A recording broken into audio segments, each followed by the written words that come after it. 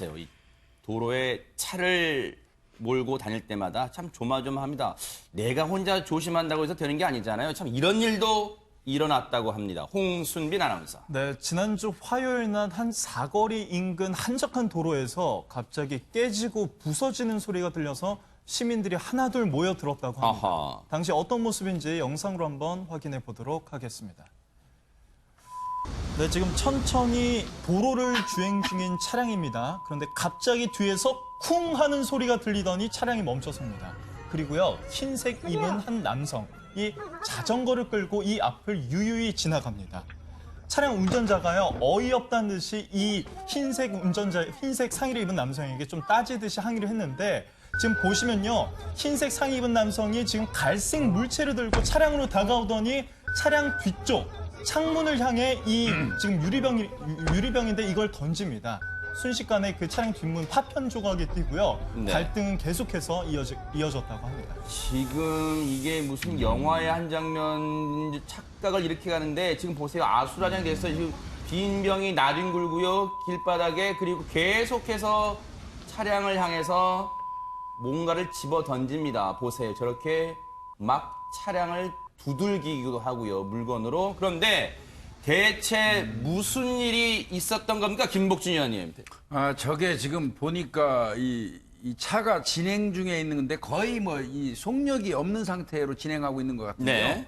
그 상태에서 오른쪽에서 조수석 쪽을 들이받은 걸로 봐서는 네. 오른쪽에서 오던 그 자전거를 타고 오는 사람이 아마 차를 쿵 받은 것 같아요. 아하. 그렇다면 저건 명백히 자전거를 타는 사람이 가해자입니다. 아하, 네. 그렇다고 그러면 당연히 거기서 멈추고 차주에게 뭐 차가 어떤 조금 뭐 손상이 있는지 여부를 따져보고 사과를 하는 게 정상 아니겠어요? 네. 근데 지금 보시다시피 그냥 쓱 가네요. 지금 네. 그 홍순빈 아나운서께서 설명했지만. 네. 그리고 사과 없이 가니까 당연히 운전자 입장에서는 네. 문을 열고 따지겠죠. 아하. 왜 남의 차를 들이받고 네. 그러니까 당신 사과도 없이 그냥 가냐 하니까 네. 뭐 이 사람 그때부터 이제 바로 아마 어디 그 인근에 있는 그 맥주병 같이 보이는데 제 네. 눈에는요. 아마 맥주병 빈 병을 예. 쌓아놓은 맥주병 예, 박스에서 병을 꺼낸 것 같아요. 그 지금. 네. 병을 꺼내 가지고 와서 뒷유리에다 집어던져서 지금 그 유리까지 파손을 하는 네. 어떻게 명백히 뭐 네. 재물손괴 행위를 하고 있는데요. 네.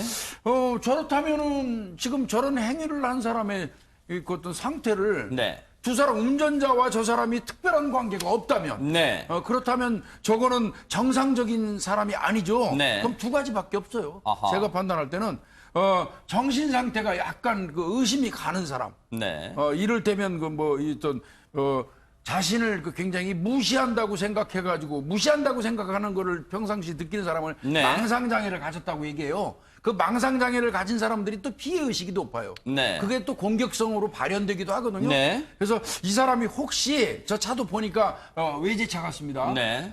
더운 날 자기는 자전거 타고 다니는데 외제차 타고 가는 사람이 뭐라 하니까 감정이 복받쳐가지고 네. 말도 안 되는 가해 행위를 한 게 아닌가 네. 이런 생각도 들거든요. 네. 그래서 하여튼 뭐 여러 각도로 경찰이 따져봐야 될 것 같습니다. 저희가 해당 블랙박스를 이제 방송 전에 저희 제작진은 쭉 봤습니다만 애초에 앞서 보셨던 영상 보면 이 서행으로 우회전을 하죠. 그 당시에 저 자전거 탄 남성이 이 운전자의 말이 저 블랙박스에 나옵니다.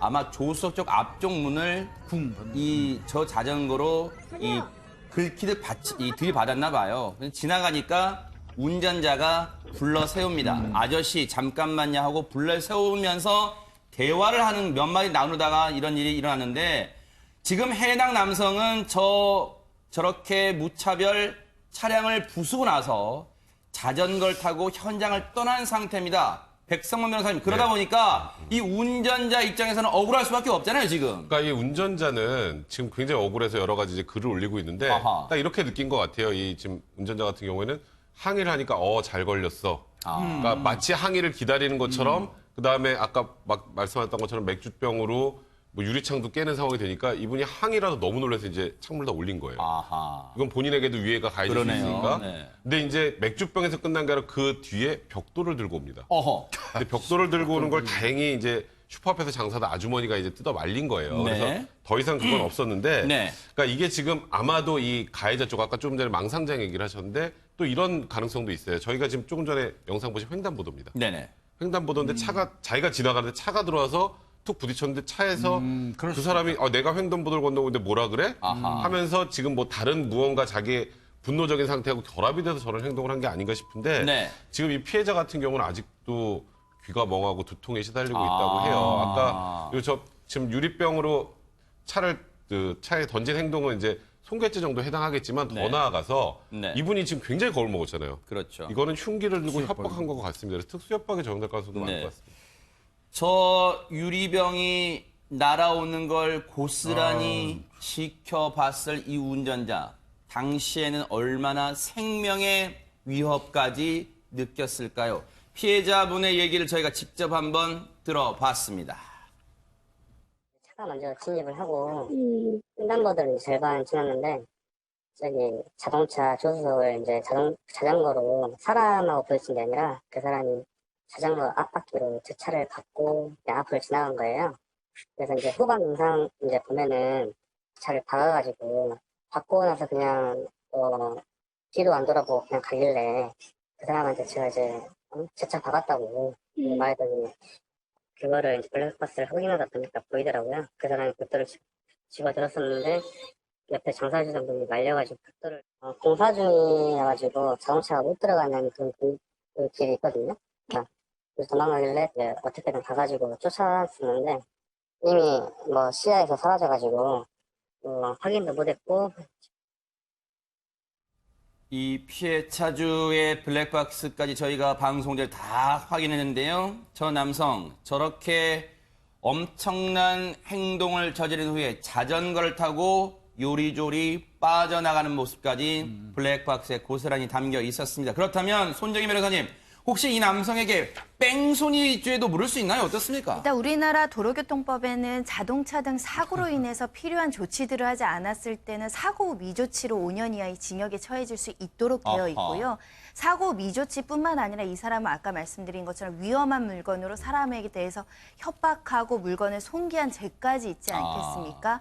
만약에 그 자리에서 가실비분이나 이런 것들 잘 정리해서 보험사고 처리를 했으면 네. 다른 큰 문제는 발생하지 않고 넘어갔을 수도 있었는데 본인의 분노를 참지 못해서 네. 본인이 그 부분에 대한 어떤 반성을 하지 않는 태도 때문에 오히려 더 중한 처벌을 받을 수 있는 상황입니다. 네.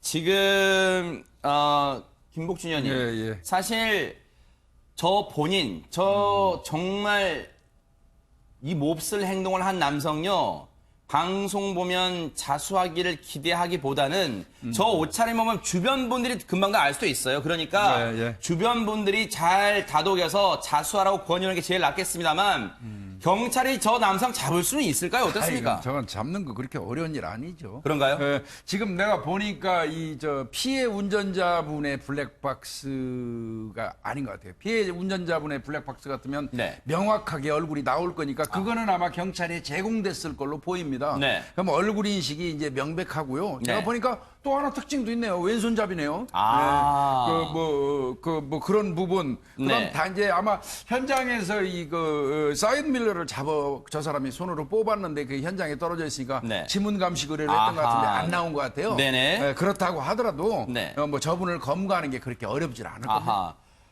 그런데 천만다행으로요. 앞서 말씀드렸죠. 벽돌까지 저 장소 근처에 있던 벽돌까지 집어서 위해를 가하려고 하는 순간 허 소장님 네. 주변에 있던 슈퍼마켓 주인분께서 뜯어 말리는 바람에 다행히 벽돌은 내려놨대요. 네, 너무 감사한 일입니다. 네. 기본적으로 지금 보여지는 행위를 보면 분노 조절 장애가 있으신 것 같은데 이 남성분 그리고 걸어갈 때 분명 자신이 잘못했다고 느끼지는 않는 것 같아요. 그렇기 때문에 너무나 당당하게 걸어가고 네. 또 한 번 쳐다봐요.